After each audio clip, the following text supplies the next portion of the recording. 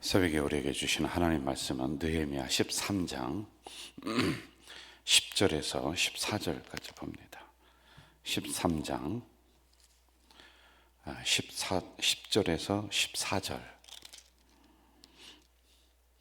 우리 한 목소리로 읽도록 하겠습니다. 내가 또 알아본즉 레위 사람들이 받을 몫을 주지 아니하였으므로 그 직무를 행하는 레위 사람들과 노래하는 자들이 각각 자기 밭으로 도망하였기로 내가 모든 민장들을 꾸짖어 이르기를 하나님의 전이 어찌하여 버림바 되었느냐 하고 곧 레위 사람을 불러 모아 다시 제자리에 세웠더니 이에 온 유다가 곡식과 새 포도주와 기름의 11조를 가져다가 곡간에 드림으로 내가 제사장 셀레미야와 서기관 사독과 레위 사람 부다냐를 창고지기로 삼고 마따냐의 손자 사쿨의 아들 하난을 버금으로 삼았나니 이는 그들이 충직한 자로 인정됨이라. 그 직분은 형제들에게 분배하는 일이었느니라. 내 하나님이여 이 일로 말미암아 나를 기억하옵소서.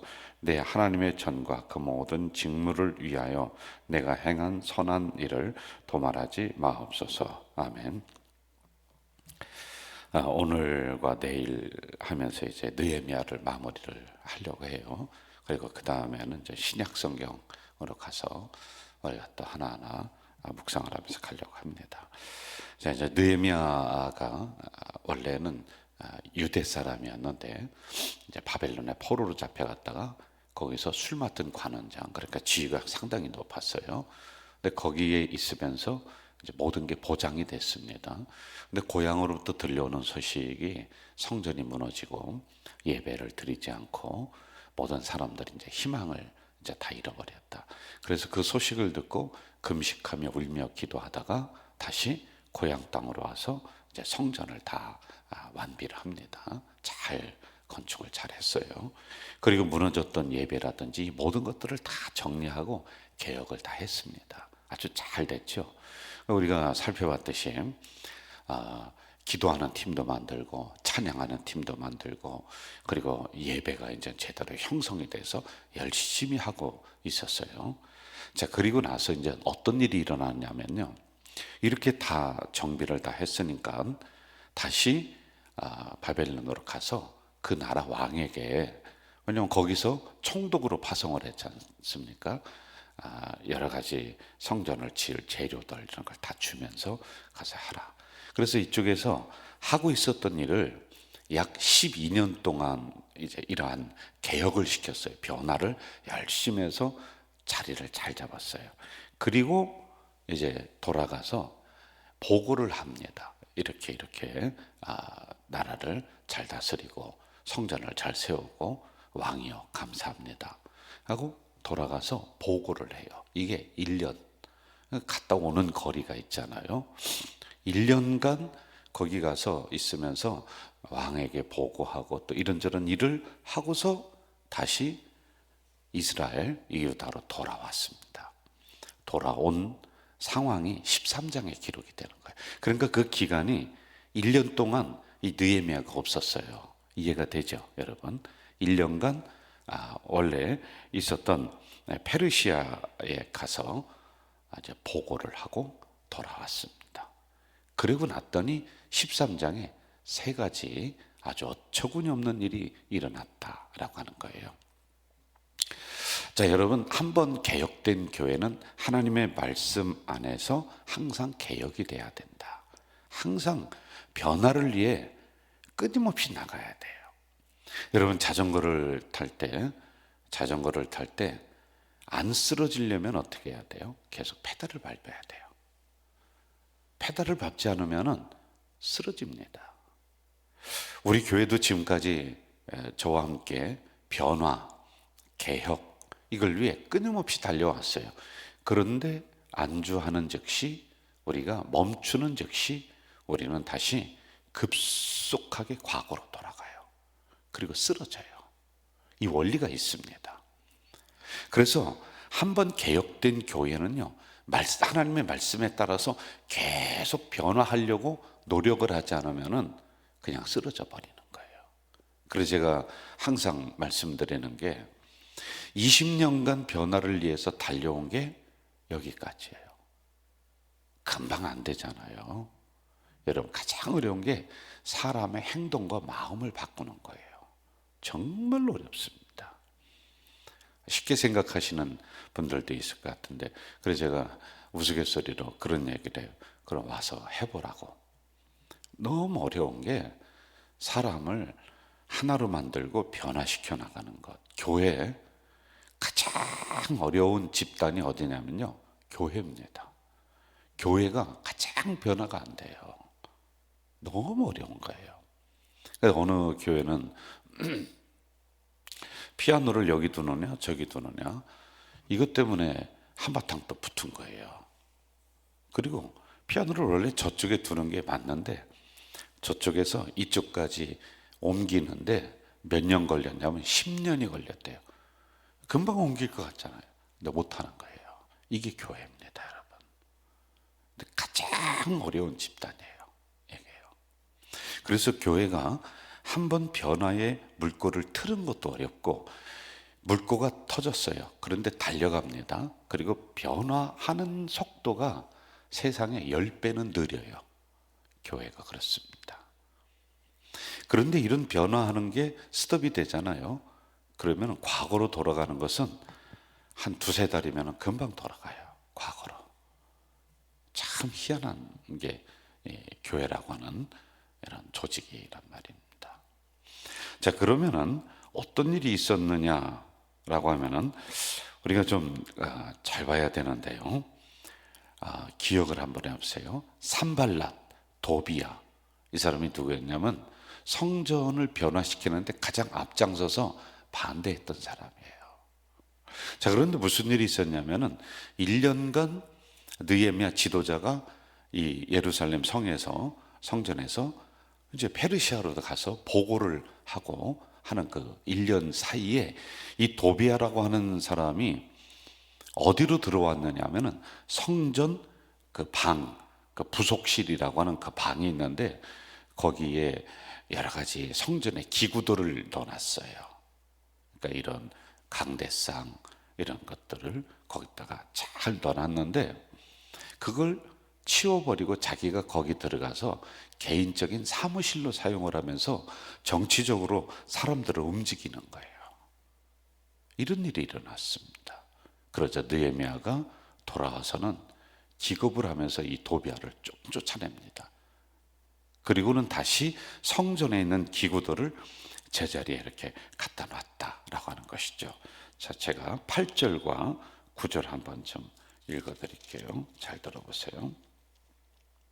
내가 심히 근심하여 도비야의 세간을 그 방 밖으로 다 내어 던지고 명령하여 그 방을 정결하게 하고 하나님의 전에 그릇과 소재물과 유황을 다시 그리로 들여 놓았느니라. 이런 일이 일어나요. 자기의 개인적인 욕심을 위해서 성전을 함부로 사용을 했다는 거예요. 그러니 여러분, 가장 반대했던 사람이 성전 중앙에 들어와서 자기가 거기를 다 차지하고 모든 사람을 좌지우지하고 움직이는 이러한 일이 일어나고 있었다는 것입니다. 개혁은, 변화는, 잘 들으세요, 지도자들이 개인적인 욕심을 내려놓는 데서부터 시작이 되는 거예요. 그래서 여러분, 저나 우리 교육자들, 우리 앞에 있는 리더자들은 우리가 해야 될 의무는 있다. 해야 될 의무는 있는데 누려야 될 권리는 없다. 그러니까 늘 섬기는 자세로다가 해야지만 할 텐다. 이걸 이제 부르짖어서 나가는 거예요. 그리고 제가 우리 교회에서 누려야 될 이런저런 권리가 있다면은 물론 70세 은퇴라든지 원로 목사라든지 이런 걸 다 누려야 될 권리입니다. 저한테는요. 이거 정말 많은 목회자들이 굉장한 명예로 생각하면서 그렇게 해나가는 권리예요. 당연히 저에게 주어지는 것들이에요. 그런데 저는 그것부터 내가 내려놓겠다. 왜? 교회를 변화시키려고 하는 것이죠. 여러분, 제 개인적인 욕심은 원로 목사 돼서 그리고 제가 죽을 때까지 교회에서 저를 잘 돌봐주고 하면은 전 노년이 보장이 돼요. 솔직히요. 그렇지 않습니까? 안 그런가요? 제가 노후가 보장이 되는 거예요. 왜냐하면 제가 은퇴하기 전까지 받는 사례금의 일정 부분을 제가 죽을 때까지 나를 먹여 살려줘야 되는 거예요. 그게 원로 목사 제도라고 하는 거예요. 그럼 저는 노년이 보장이 되는 거예요. 그런데 이걸 내려놓겠다는 거예요. 65세에서 70세까지 지금은 왕성하게 활동할 시기인데 또 더 젊은 아주 좋은 목회자가 와서 먼저 와서 하면 좋겠다. 그래서 제가 앞에 서서 미리 은퇴를 하겠다는 거예요. 이건 내가 당연히 누려야 될 권리예요. 그런데 이걸 내려놓겠다는 거예요. 여러분, 은퇴하고 나서 제가 갈 데가 어디 있습니까? 제가 솔직한 말로요. 그래, 많은 목사님들이 있었던 곳에 근처에 살면서 거기에 있는 친구들도 있을 거고, 그리고 아는 성도들도 있을 거고, 뭐 커피라도 한잔 마시고 뭐 그러는 거 아니에요? 그런데 그렇게 되면 이제 교회 문제가 조금씩 원로 목사 때문에 일어나니까 나는 여기를 벗어나겠다는 거예요. 인천을. 왜? 새로운 목회자가 마음껏 일을 할 수 있도록 그렇게 하겠다. 이게 아주 중요한 부분들인데 여러분은 아직 안 와닿을 거예요, 마음에. 그런데 이러한 것들을 내려놓는 데서부터 변화가 시작되지. 생각해봐요. 지도자가 자기 먹을 거 다 먹고 차지할 거 다 차지하고 누릴 거 다 누리고, 여러분 변화하세요. 여러분 똑바로 하세요. 그러면 성도들이 눈치가 없습니까? 뭐라 그랬어요? 속으로 지나 잘하지, 저나 똑바로 하지. 그렇게 할 거 아니에요, 여러분. 그래서 지도자들이 개인적인 욕심을 내려놓는 데서부터 개혁은 유지가 되고 지속되고 그게 성취가 되고 하는 이런 부분들인데, 이걸 지금 못했다. 느헤미야가 와서 이런 부분을 지금 다시 정비를 하고 있다라고 하는 것입니다. 자, 두 번째로 무슨 일이 일어났느냐 하면은 1년간 거기 있다가 와보니까 세상에나 가슴을 칠 통탄할 일이 일어난 거예요. 예배가 스톱이 된 거예요, 또. 세상에 참. 그리고 앞에서 예배를 인도해야 될 목사들이 어디 갔는지 없어요. 다 도망가 버렸어요. 여러분, 어제 우리가 봤죠. 찬양하는 사람들을 해뒀다고 했잖아요. 다시 찬양하는 이 노래하는 사람도 다 도망가 버렸네. 기도팀은 어떻게 됐을까요? 말할 것도 없죠. 다 없어져 버린 거예요. 그래, 무슨 일인가 하고서 한번 살펴봤어요. 그랬더니 두 가지의 잘못이 있었어요. 첫째는 백성들이 느헤미야가 있을 때는 또 11조를 잘 드렸어요. 이렇게 11조 드리면은 이 11조를 어떻게 사용했느냐 하면은 세 가지로 사용을 했어요. 하나는 레위인들, 제사장들, 그리고 뭐 노래하는 사람들, 기도팀들, 성전에서 이렇게 하는 사람들을 먹고 살게끔 3분의 1을 이걸 가지고서 그들에게 주었습니다. 먹고 살 수 있도록 분배를 잘했어요. 그리고 또 하나는 성전을 돌보는 용도로 3분의 1을 사용을 하고요. 또 3분의 1은 주변에 있는 어려운 사람을 구제하는 것을 이렇게 사용을 했어요. 그런데 11조를 안 드리는 거예요. 그러니 먹고 살 길이 없었던 레위인들이 다 도망가서 밭에 가서 농사 짓고 있는 거야. 노래하는 사람들도 그렇게 하고 있네요, 세상에. 그러니 예배가 안 되는 거예요, 여러분. 그리고 또 하나 잘못이 뭐냐 하면은요, 이 백성들이 11조를 안 드렸다라고 하는 것과, 그리고 두 번째는 그럼에도 불구하고 레위인들, 제사장들은 사명이 있어도 굶어 죽어도 성전에서 굶어 죽어야지 되잖아요. 그런데 먹고 살기 위해서 집으로 도망가서 농사 짓고 앉아 있는 거예요. 하나님을 믿지 못한 거예요. 하나님이 먹여주시는 거죠, 우리는요. 그래서 저희들에게 주는 이 한 달에 이제 여러분들 얘기하면 봉급, 이걸 뭐라고 하냐면 우리는 사례금이라고 그러는 거예요. 그러니까 봉급이 아닌 거예요. 하나님이 먹여주신다는 의미거든요. 근데 주의 종들은 이걸 믿지 못한 거예요. 그리고 성도들은 의무를 다하지 못해서 11조를 하지 않았는 거예요. 이런 잘못이 일어나니까 예배가 없어져 버리고, 기도팀도 도망가고, 찬양하는 사람 다 도망가고, 아이 세상 이런 일이 일어난 거예요. 그래서 느헤미야가 와서 아이고 참 통탄할 일이죠. 그래 불러 모았어요. 불러 모아서 당신들 의무를 다해라. 다 11조 하도록 해라. 제사장들 다시 다 불러서 굶어 죽어도 당신들은 이 예배당 안에서 굶어 죽어야지. 어떻게 그렇게 할 수 있느냐라고 막 헛지검을 내는 거예요. 그리고 노래하는 자들, 기도하는 사람들 다시 정비를 해서 다시 예배를 만들어 나가고 있다라고 하는 것이 10절, 11절이에요. 10절, 11절 한번 좀 볼까요? 같이 한번 좀 읽어봅시다. 내가 또 알아본즉 레위 사람들이 받을 몫을 주지 아니하였으므로 그 직무를 행하는 레위 사람들과 노래하는 자들이 각각 자기 밭으로 도망하였기로 내가 모든 민장들을 꾸짖어 이르기를 하나님이 전이 어찌하여 버림바 되었느냐 하고 곧 레위 사람을 불러 모아 다시 제자리에 세웠다.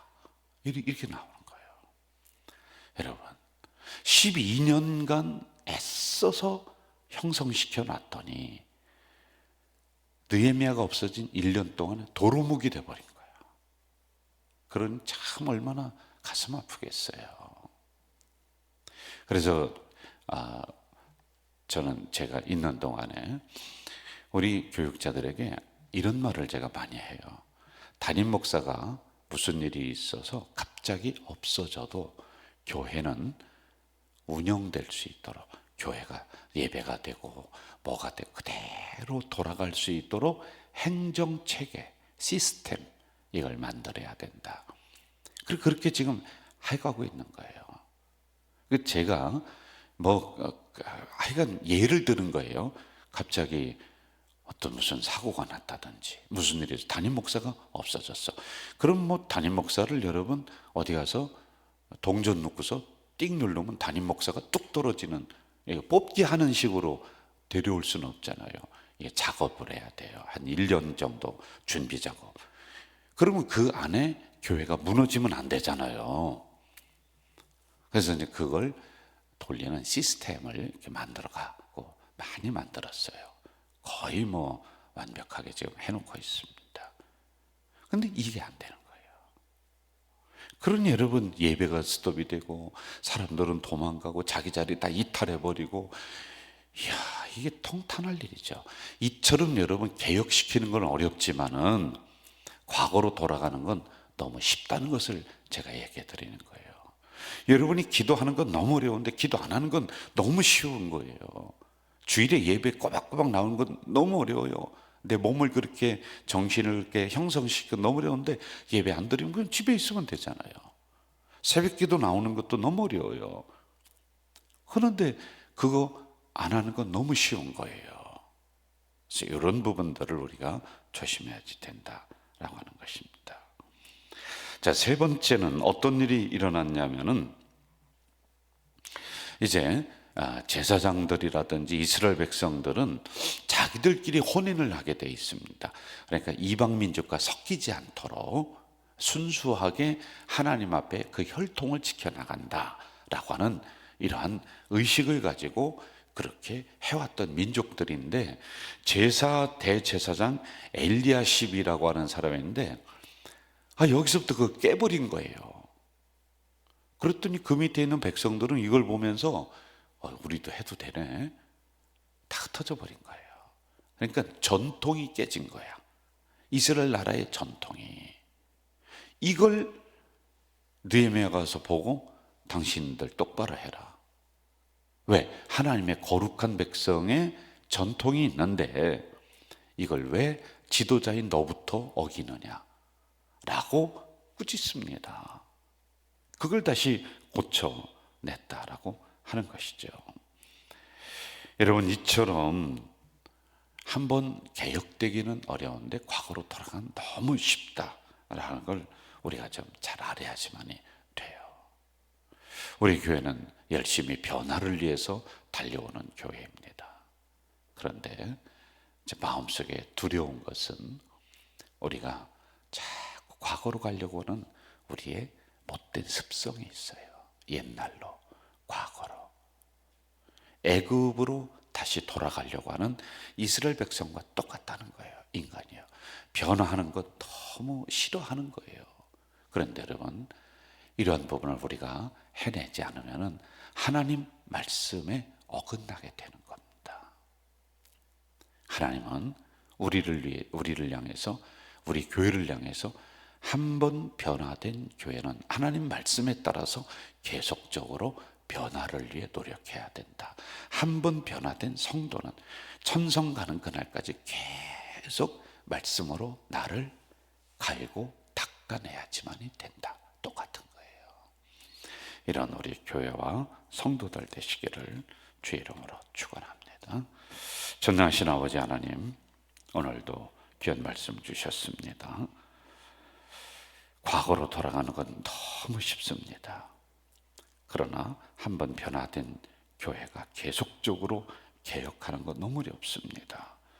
이 끈을 놓지 않고 계속 몸부림치며 원래 성경에서 말씀하시는 그런 교회로 끊임없이 변화해 나가는 우리가 되도록 인도해 주시옵소서. 예수님의 이름으로 기도하옵나이다. 아멘.